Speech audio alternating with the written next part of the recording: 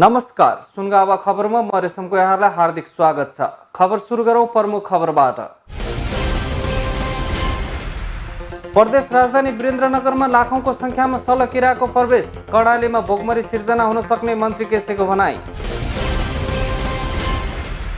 विद्यालय नर्स नियुक्तिमा समानुपातिक समावेशी नभएको भन्दै असन्तुष्ट पक्षद्वारा थप आन्दोलनको घोषणा, नगरपालिकाको कार्यालयमा तालाबन्दी गर्ने चेतावनी। कर्णाली प्रदेशमा पछिल्लो 24 घण्टामा 7 जना कोरोना संक्रमित थपिए, प्रदेशमा संक्रमितको संख्या 1733 पुग्यो। 7% आर्थिक वृद्धिको लक्ष्य प्राप्ति हुने गरी मौद्रिक नीति तर्जुमा गरिएको गभर्नर अधिकारीको दाबी, कोरोनाको असर रहेसम्म बैंकहरूले ऋणीसँग कुनै जरिवाना लिन नपाउने। आगामी सोमबारदेखि 5 दिन देशभरि भारी वर्षा हुने पूर्वानुमान, पहिरोको जोखिम रहेकोले सतर्कता अपनाउन आग्रह। अब खबर विस्तारमा। कर्णालीका 9 जिल्लामा देखिएको सलकिरा शुक्रबार वीरेन्द्रनगरमा पनि देखिएको छ। यसअघि प्रदेशका विभिन्न स्थानमा सानो समूहमा देखिएको सल शुक्रबार दिउँसो लाखौंको संख्यामा प्रदेश राजधानी वीरेन्द्रनगरमा देखिएको हो। आकाशै ढाक्ने गरी देखिएको सल मकैबारीमा पस्दा किसानहरूलाई धपाउन समस्या भएको थियो। वीरेन्द्रनगरको सुबाकुना हुँदै देखिएको सल पिपिरा, नेवारे, इत्राम हुँदै उपत्यकाका विभिन्न ठाउँमा ठूलो संख्यामा देखिएको थियो। ठूलो संख्यामा सल देखिएपछि थाल बजाउँदै आगो बाल्दै किसानहरू सल धपाउन खेतबारी पसेका थिए। सल ठूलो संख्यामा आएकोले थाली र ड्रम बजाएर सल बगाउन कृषकहरूलाई आग्रह गरिएको कर्णाली सरकारका भूमि व्यवस्था, कृषि तथा सहकारी मन्त्री विमला केसीले बताउनुभयो। सलको सन्दर्भमा यो औषधि त्यसरी ठ्याक्कै हटाइहाल्ने, त्यसलाई ट्याक्कै समस्या समाधान गर्न सक्ने औषधि छैन, उपाय छैन। विषादी प्रयोग गर्ने हो। विषादी प्रयोग यस्तो धेरै माथि छ, त्यहाँ विषादी प्रयोग गर्न त सामान्य खालको मेसिनले पनि विषादी छर्न सक्दैन। त्यति धेरै एकदम खण्ड खण्डमा भएर आइरहेछ। गर्दाखेरि समाजलाई, गाउँलाई, मतलब पानी हैन, हामीले युज गर्ने सबै चिजहरूलाई असर गर्छ। एउटा मात्रै उपाय के हो भने उसलाई भगाउने, किसानहरूले आफ्नो खेतबारीमा पस्न नदिने। अब मकै अहिले धानमा भर्खर रोपेको कारणले त्यो धान लचकदार भएको कारणले त्यो सल बस्न सकिरहेको छैन। धान अहिले जोगिन्छ नि, यसै पनि धान जोगिन्छ भर्खर रोपे हुनाले। अब मकै हो सबैभन्दा जोखिम, मकैमा जोखिम छ। मकै लगायतका अरू बालीहरू, अहिले मकै हो अलिक बढी लगाउने बाली भनेको। मकै सखा पारिदिने खतरा छ, पारिरहेको पनि छ। त्यसैले अब त्यो मकै बारीमा पस्न नदिने र जस्तो आवश्यक बालीहरू जहाँ छन्, अब कसै तरकारी पनि होला, मकै मात्रै हुँदैन, तरकारी बाली होला, यो सबै बालीहरूमा पस्न नदिनका निम्ति किसानहरू आफै अब त्यो थाल ठटाउने, टिन ठटाउने, धुवाँ निकाल्नेदेखि लिएर अब यस्तै विधिबाट उनीहरूलाई लखेड्ने बाहेक हामीसँग अर्को विकल्प छैन। त्यो कुरा प्रचार गरि नै रहेछौँ हामीले। त्यसका लागि कार्यालयहरूलाई पनि प्रचारको लागि भनेका छौँ। हामी आफैले पनि प्रदेश स्तरबाट प्रचार गरिरहेका छौँ, रेडियो मार्फत सूचना दिइरहेका छौँ, बजाइरहेका छौँ। कर्णालीमा सलकिराको प्रवेशसँगै किसानले ठूलो क्षति बिहोर्नुपर्ने प्रदेश सरकारको अनुमान छ।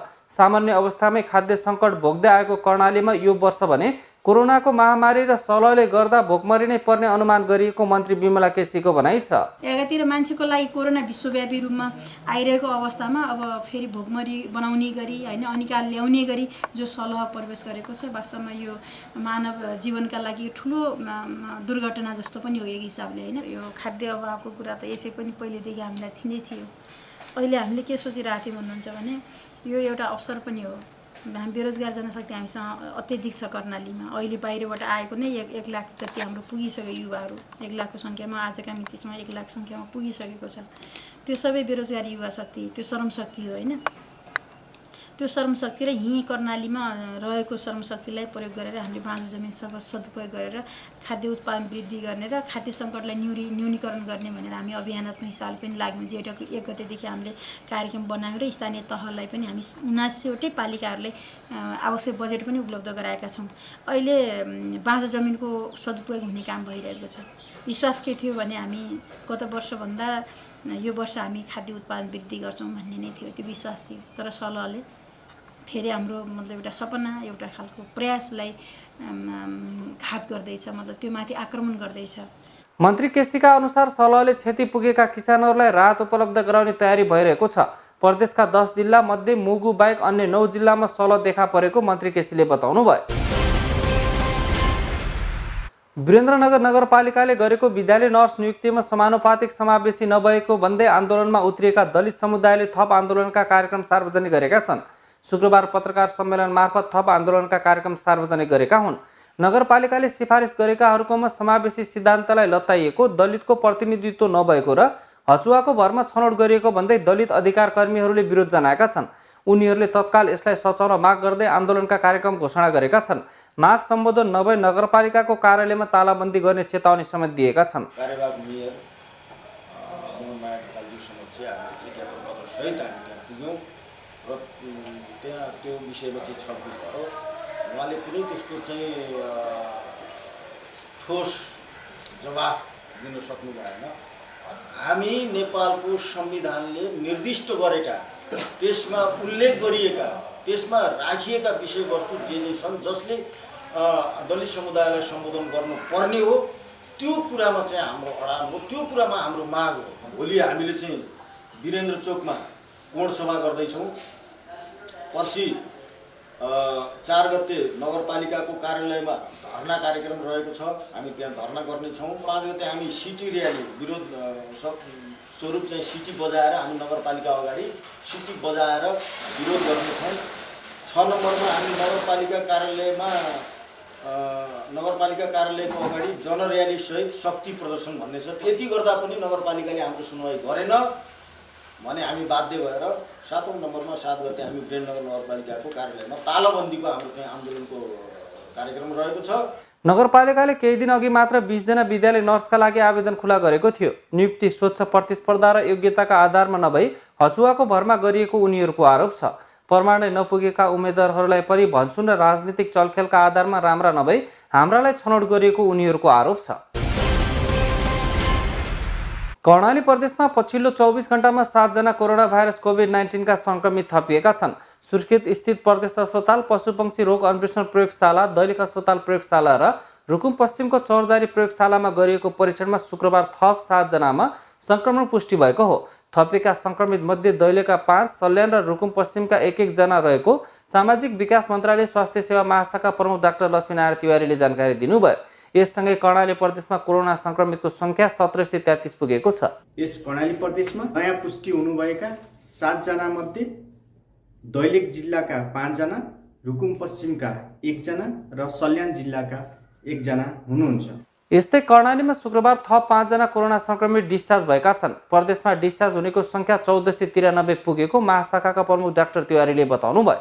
हालसम्म कोभिड-19 संक्रमणबाट निको भई डिस्चार्ज हुनेको कुल संख्या 1493 पुगेको छ र 24 घण्टामा यस कर्णाली प्रदेशमा 5 जना कोभिड-19 को संक्रमणबाट मुक्त भई डिस्चार्ज हुनुभएको छ। 5 जना मध्ये प्रदेश अस्पताल सुर्खेतबाट 2 जना, जसमा 1 जना महिला र 1 जना पुरुष हुनुहुन्छ। शिवालय आइसोलेसन सेन्टर जाजरकोटबाट 3 जना पुरुष हुनुहुन्छ। कर्णालीमा 6 जना कोरोना संक्रमितको मृत्यु भइसकेको छ भने 234 जना आइसोलेसनमा रहेका छन्। नेपाल राष्ट्र बैंकका गभर्नर महाप्रसाद अधिकारीले 7% आर्थिक वृद्धिको लक्ष्य प्राप्तिमा सहयोग पुग्ने गरी मौद्रिक नीति तर्जुमा गरिएको बताउनु भएको छ। आर्थिक वर्ष 2077-78 का लागि शुक्रबार मौद्रिक नीति सार्वजनिक गर्दै गभर्नर अधिकारीले बजेटले निर्धारित गरेको 7% को आर्थिक वृद्धि हासिल गर्न वित्तीय उपकरणलाई परिचालन गर्ने गरी मौद्रिक नीति तर्जुमा गरिएको बताउनुभयो। यस्तै मौद्रिक नीतिले मूल्य वृद्धि 7% भित्र कायम राख्ने लक्ष्य राखेको छ। गभर्नर अधिकारीले कोभिड-19 का कारण थलिएको अर्थतन्त्रलाई जोगाउने प्रयास मौद्रिक नीति मार्फत गरिएको बताउनुभयो। कोरोनाको असर रहेसम्म बैंकहरूले ऋणीसँग कुनै जरिवाना लिन नपाउने गरी मौद्रिक नीति तर्जुमा गरिएको अधिकारीले बताउनुभयो। नेपाल सरकारले आर्थिक वर्ष 2077-78 को बजेटमा 7% आर्थिक वृद्धिको लक्ष्य राखेको छ। बैंकिङ प्रणालीमा पर्याप्त तरलता रहेको र कर्जाको ब्याज दर क्रमशः घट्दै आएको छ। आर्थिक पुनरुत्थान लक्षित कर्जा कार्यक्रमहरूबाट थप वित्तीय साधन परिचालन भई आर्थिक गतिविधि विस्तार हुने देखिएको छ। आर्थिक वर्ष 2077-78 मा विस्तृत मुद्रा प्रदायको विस्तार 18% र निजी क्षेत्रतर्फको कर्जाको विस्तार 20% मा सीमित गर्ने प्रक्षेपण गरिएको छ।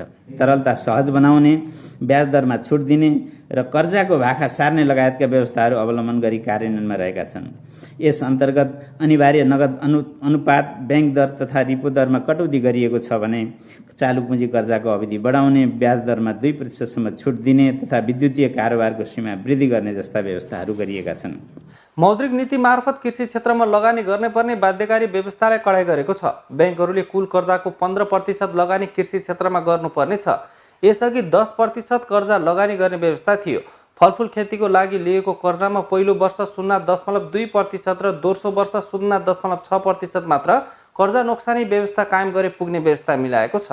कृषि उत्पादनमा आत्मनिर्भर हुँदै खाद्य सुरक्षा कायम गर्न र बहुसंख्यक नेपालीको आय आर्जन तथा रोजगारीको आधारको रूपमा रहेको कृषि क्षेत्रको विकासका लागि वाणिज्य ब्याङ्कले 2080 आषाढ मसान्तसम्म कुल कर्जा लगानीको न्यूनतम 15% कृषि क्षेत्रमा प्रवाह गर्नुपर्ने व्यवस्था गरिनेछ। साथै कृषि कर्जा गणना विधिमा परिमार्जन गरिनेछ। फलफुलमा आत्मनिर्भर हुन सहयोग पुर्याउने गरी व्यावसायिक रूपमा गरिने आँप, सुन्तला, जुनार, मौसम, किवी, ड्र्यागन फ्रुट, कागती, लिची, एभोकाडो लगायतका फलफुल खेतीको लागि लिएको कर्जामा पहिलो वर्ष 0.2% र दोस्रो वर्ष 0.6% मात्र कर्जा नोक्सानी व्यवस्था कायम गरी पुग्ने व्यवस्था मिलाइनेछ। कोभिड-19 सङ्कटबाट अति प्रभावित हवाई उड्डयन व्यवसाय, यातायात, होटल, रेस्टुरेन्ट लगायतका पर्यटन क्षेत्रका उद्यम व्यवसाय पुनरुत्थानका लागि चालु पुँजी कर्जा, सहुलियतपूर्ण कर्जा र पुनर्कर्जा प्रवाहमा मौद्रिक नीति मार्फत प्राथमिकता दिने नीति लिएको छ। वाणिज्य ब्याङ्कहरूले 2081 असार मसान्तसम्म लघु, साना एवं मझौला उद्यमका क्षेत्रमा 1 करोड रुपियाँभन्दा कम रकमका कर्जाहरू आफ्नो कुल कर्जा लगानीको न्यूनतम 15% हुने गरी प्रवाह गर्नुपर्ने व्यवस्था मिलाइएको गभर्नर अधिकारीले बताउनुभयो। कोभिड-19 सङ्कटबाट अति प्रभावित हवाई उड्डयन व्यवसाय, यातायात, होटल, रेस्टुरेन्ट लगायतका पर्यटन क्षेत्रका उद्यम व्यवसाय पुनरुत्थानका लागि चालु पुँजी कर्जा, सहुलियतपूर्ण कर्जा र पुनर्कर्जा प्रवाहमा प्राथमिकता दिइनेछ। पर्यटन क्षेत्रसँग सम्बन्धित निर्माणाधीन आयोजनाहरू निर्माण सम्पन्न गर्न पुँजीको अभाव हुने भएमा त्यस्ता आयोजनाका लागि ब्याङ्क तथा वित्तीय संस्थाहरूबाट सहज ढङ्गबाट कर्जा उपलब्ध हुने व्यवस्था गरिनेछ। वाणिज्य ब्याङ्कहरूले 2081 आषाढ मसान्तसम्म लघु, साना एवं मझौला उद्यम क्षेत्रमा रु 1 करोडभन्दा कम रकमका कर्जाहरू आफ्नो कुल कर्जा लगानीको न्यूनतम 15% हुने गरी प्रवाह गर्नुपर्ने व्यवस्था मिलाइनेछ। कोभिड-19 प्रकोपको कारण अर्थतन्त्रमा परेको असरलाई मध्यनजर राख्दै उत्पादन अभिवृद्धि, रोजगारी सिर्जना र उद्यमशीलता विकासका लागि विद्यमान सहुलियतपूर्ण कर्जाका अन्तर्गत ऋणीलाई 5% ब्याज दरमा उपलब्ध गराउने व्यवस्था मौद्रिक नीतिमा आएको छ। सहुलियतपूर्ण कर्जा प्रवाहमा प्रदेशगत सन्तुलन कायम गर्नुका साथै लक्षित क्षेत्र र वर्गमा कर्जामा पहुँच सुनिश्चित गर्ने उद्देश्यले वाणिज्य ब्याङ्कले कम्तीमा 500 वा न्यूनतम प्रति शाखा 10 र राष्ट्रिय स्तरका विकास ब्याङ्कले कम्तीमा 300 वा न्यूनतम प्रति शाखा 5 मध्ये जुन बढी हुन्छ सोही सङ्ख्यामा कर्जा प्रवाह गर्नुपर्ने व्यवस्था मिलाइएको गभर्नर अधिकारीले बताउनुभयो। कोभिड-19 प्रकोपका कारण अर्थतन्त्रमा परेको असरलाई मध्यनजर राख्दै उत्पादन अभिवृद्धि, रोजगारी सृजना र उद्यमशीलता विकासका लागि विद्यमान सहुलियतपूर्ण कर्जा कार्यक्रम सरल रूपमा कार्यान्वयन हुने व्यवस्था मिलाइनेछ। ब्याङ्क तथा वित्तीय संस्थाबाट तोकिएका क्षेत्रमा यस्तो कर्जा ऋणीलाई 5% ब्याज दरमा उपलब्ध हुनेछ। सहुलियतपूर्ण कर्जा प्रवाहमा प्रदेशगत सन्तुलन कायम गर्नका साथै लक्षित क्षेत्र र वर्गमा कर्जा पहुँच सुनिश्चित गर्ने उद्देश्यले वाणिज्य ब्याङ्कले कम्तीमा 500 वा न्यूनतम प्रति शाखा 10 र राष्ट्रिय स्तरका विकास ब्याङ्कले कम्तीमा 300 वा न्यूनतम प्रति शाखा 5 मध्ये जुन बढी हुन्छ सोही सङ्ख्यामा कर्जा प्रवाह गर्नुपर्ने व्यवस्था गरिनेछ। कोभिड-19 सङ्क्रमणका कारण प्रभावित अर्थतन्त्र पुनरुत्थान गर्न ब्याङ्क तथा वित्तीय संस्थाहरूको साधन प्रवाह अभिवृद्धि गर्न कर्जा स्रोत परिचालन अनुपात CCD रेसियोको सीमा 2078 असार मसान्तसम्मको लागि 80%बाट बढाई 85%सम्म कायम गरिने व्यवस्था मिलाएको गभर्नर अधिकारीले बताउनुभयो। लघु वित्त वित्तीय संस्थाहरूले कर्जामा लिने ब्याज दरको अधिकतम सीमा 15% तोकिएको गभर्नर अधिकारीले बताउनुभयो। आगामी सोमबारदेखि 5 दिन देशभरि भारी वर्षाको सम्भावना रहेको जल तथा मौसम विज्ञान विभागले जनाएको छ। मनसुन सुरु भए यता परेको पानीले पहाड र चुरे क्षेत्रका अधिकांश भूभाग गलिसकेकोले अब 5 दिन पर्ने पानीले पहिरोको सम्भावना बढेको विभागले जनाएको छ। प्रदेश नम्बर 1, 2, बागमती प्रदेश, गण्डकी प्रदेश र प्रदेश नम्बर 5 का केही स्थानमा भारी वर्षाको सम्भावना रहेको विभागका महानिर्देशक सर्ज कुमार वैद्यले बताउनुभयो। कर्णाली प्रदेश र सुदूरपश्चिम प्रदेशका थोरै स्थानमा भारी वर्षा हुने सम्भावना रहेको उहाँको भनाइ छ। आगामी हप्ता श्रावण 4 गते बेलुकादेखि मनसुन ट्रप त्यहाँदेखि नेपालको गोरन नजिक आउनेछ र यसले गर्दाखेरि 3-4 दिनसम्म नेपालमा मनसुन सक्रिय भई देशको धेरै जसो स्थानहरूमा हल्कादेखि मध्यम वर्षा र केही स्थानहरूमा भारी वर्षासम्म हुने हामीले अनुमान गरेका छौँ। त्यसकारण 4 गतेदेखि 7 गतेसम्म मनसुन ट्रफ नेपालको नजिक रहने र नेपालमाथि रहने भएकोले चाहिँ बाढी धेरै ठाउँमा चाहिँ वर्षा हुने र बाढी पहिरोको घटनाहरू फेरि हुने सम्भावना चाहिँ देखिन्छ। प्रदेश नम्बर 1, प्रदेश नम्बर 2 बागमती प्रदेश, गण्डकी प्रदेश र प्रदेश नम्बर 5 का केही स्थानहरूमा र सुदूरपश्चिम तथा कर्णाली प्रदेशका थोरै स्थानहरूमा भारी वर्षा हुने र 1-2 स्थानमा त अति नै भारी वर्षा हुने भनेर हामीले सम्भावना हामीले चाहिँ प्रेडिक्सन गरेका छौँ। गृह मन्त्रालयमा भएको कार्यक्रममा भूगर्भविद शिव बास्कोटाले जमिन चिरा परेको र रुखहरू ढल्किएको ठाउँमा पहिरोको जोखिम हुने भएकोले सतर्कता अपनाउन आग्रह गर्नुभयो। जमिन चिरा परेको छ, रुखहरू ढल्किएका छन् अथवा आफ्नो घर नजिकै भर्खरै हामीले बाटो खनेर स्लोपलाई अनस्टेबल बनाएका छौँ भने त्यस्ता ठाउँहरूमा चाहिँ विशेष सतर्कता अपनाउनु जरुरी हुन्छ। त्यस्तै ठाडा खुल्सीहरू चाहिँ अब धेरै केसहरूमा चाहिँ केही समयको लागि थुनिने अनि एक्कासी विस्फोट भएर अझै त्यो क्षतिको मात्रा चाहिँ 2-3 गुणाभन्दा बढी बढ्ने गरेको पनि पाइएको छ। ठाडा खुल्सीहरूमा साधारणतया जुन बग्ने नर्मल पानीको मात्रा हो त्यो पानीको मात्रा चाहिँ एक्कासी रोकियो भने माथितिरकै पहिरो सानो पहिरो खसेर त्यसलाई थुनिदिएको हुनसक्छ। त्यस्तो अवस्थामा पनि हामी सतर्क हुनु जरुरी हुन्छ र आफू बसेको ठाउँमा चाहिँ एकदमै हाई अलर्टमा रहनको लागि पनि म सम्पूर्णलाई अनुरोध गर्न चाहन्छु। राष्ट्रिय विपद जोखिम न्यूनीकरण तथा व्यवस्थापन प्राधिकरणका कार्यकारी प्रमुख अनिल पोखरेलले विपद व्यवस्थापनमा संलग्न सुरक्षा निकायहरूलाई उद्धार तथा राहतका लागि तैनात गरेर राखिएको बताउनु भयो। यो विपद व्यवस्थापनमा संलग्न सुरक्षा निकायहरूलाई उद्धार तथा राहतको लागि तैनात गरेर राखिसकेका छौँ। यो चिजहरूलाई हामी फेरि अझै सम्प्रेषण पनि गर्छौँ। हाम्रो उच्चस्तरीय राज्यका राजनीतिक संयन्त्रहरूमा यसलाई हामीले खबरहरू पुर्याइसकेका छौँ। सरकारी तथा गैर सरकारी निकायहरू, रेड क्रस कर्मीहरू तथा निजी क्षेत्र समेत तयारी अवस्थामा रही तुरुन्त परिचालित हुने व्यवस्था मिलाइसकिएको छ। हरेक हाम्रो नेसनल इमर्जेन्सी अपरेसन सेन्टर र राष्ट्रिय आपतकालीन कार्य सञ्चालन केन्द्रको 1149 लगायत त्यो नम्बरहरूमा हामीले 24 घण्टा हामीहरूले सम्पर्क गर्न सक्ने बारेमा पनि आम सर्वसाधारणलाई जानकारी गराउँदछौँ।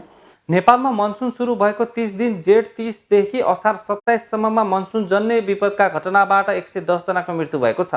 विभिन्न ठाउँमा गएको बाढी, पहिरो, चट्याङ, सर्पदंश लगायतका मनसुन जन्य घटनाबाट 30 दिनको अवधिमा 110 जनाको मृत्यु भएको प्राधिकरणले पत्रकार सम्मेलन मार्फत जानकारी दिएको छ। अझै 32 जना बेपत्ता रहेका छन् भने 132 जना घाइते छन्। विपदबाट 418 परिवार प्रत्यक्ष प्रभावित भएका छन्। हवस् त आजका लागि सुनगावा खबर यति नै। जानु अघि प्रमुख खबरहरू पुनः एकपटक। प्रदेश राजधानी वीरेन्द्रनगरमा लाखौंको संख्यामा सलकिराको प्रवेश, कर्णालीमा भोकमरी सिर्जना हुन सक्ने मन्त्री केसीको भनाई। विद्यालय नर्स नियुक्तिमा समानुपातिक समावेशी नभएको भन्दै असन्तुष्ट पक्षद्वारा थप आन्दोलनको घोषणा, नगरपालिकाको कार्यालयमा तालाबन्दी गर्ने चेतावनी। कर्णाली प्रदेशमा पछिल्लो 24 घण्टामा 7 जना कोरोना संक्रमित थपिए। प्रदेशमा संक्रमितको संख्या 1733 पुग्यो। 7% आर्थिक वृद्धिको लक्ष्य प्राप्ति हुने गरी मौद्रिक नीति तर्जुमा गरिएको गभर्नर अधिकारीको दाबी। कोरोनाको असर रहेसम्म बैंकहरूले ऋणीसँग कुनै जरिवाना लिन नपाउने। आगामी सोमबारदेखि 5 दिन देशभरि भारी वर्षा हुने पूर्वानुमान, पहिरोको जोखिम रहेकोले सतर्कता अपनाउन आग्रह। हवस् त आजका लागि सुनगावा खबर सकिएको छ। यदि तपाईहरुसँग पनि कुनै सूचना अथवा घटनासँग सम्बन्धित खबरहरू भएमा हामीलाई खबर गर्न सक्नुहुनेछ। खबरका लागि सुनगावा टेलिभिजन वीरेन्द्रनगर 6 सुर्खेत, सम्पर्क टेलिफोन नम्बर 083 525 400, इमेलका लागि sungavatv@gmail.com। सुनगावा टेलिभिजन फेसबुक पेजमा पनि फलोअप गर्न सक्नुहुन्छ। साथै सुनगावा टेलिभिजन टाइप गरी युट्युबमा पनि हेर्न सक्नुहुनेछ। अहिलेका लागि सुनगावा खबरबाट सम्पूर्ण युनिट सहित म रेशम कुमार साई पनि बिदा हुन्छु। हवस् त नमस्ते। सुनगावा टेलिभिजन हेर्दै गर्नुहोला।